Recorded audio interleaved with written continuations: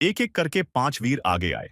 वे थे भाई दया सिंह, भाई धर्म सिंह, भाई हिम्मत सिंह, भाई मोहकम सिंह और भाई साहिब सिंह। जब तंबू खुला तो पांचों सुरक्षित बाहर आए।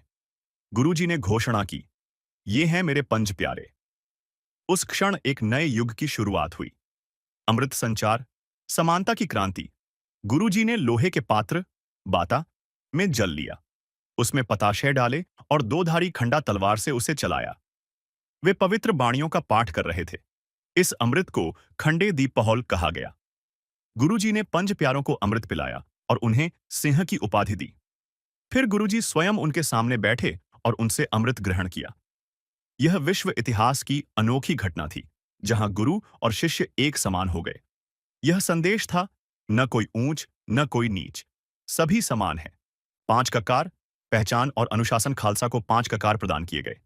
केश, ईश्वर की रचना का सम्मान।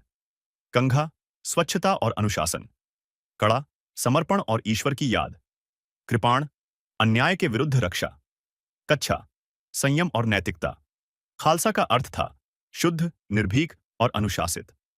संघर्ष, बलिदान और अडिग विश्वास। गुरु गोबिंद सिंह जी का जीवन त्याग और संघर्ष से भरा था। उनके चारों साहिबजादे शहीद हुए। आनंदपुर साहिब, चमकौर और मुक्तसर की लड़ाइयां इतिहास में अमर हैं। उन्होंने कष्ट, वियोग और युद्ध सब सहन किए, पर कभी विश्वास नहीं छोड़ा। उन्होंने कहा, चिड़ियों से मैं बाज लड़ाऊं, तभी गोबिंद सिंह नाम कहाऊं। यह आत्मविश्वास की घोषणा थी कि साहस संख्या से नहीं, विश्वास से आता है। अंतिम संदेश, शाश्वत गुरु। अपने अंतिम समय में गुरुजी ने गुरु गद्दी किसी व्यक्ति को नहीं दी। उन्होंने गुरुपद गुरु ग्रंथ साहिब को सौंप दिया। उन्होंने घोषणा की कि अब से शाश्वत गुरु गुरु ग्रंथ साहिब होंगे। इस प्रकार आध्यात्मिक नेतृत्व को स्थायी और सार्वभौमिक बना दिया गया। इस महान कथा का संदेश, अन्याय के सामने झुकना नहीं चाहिए।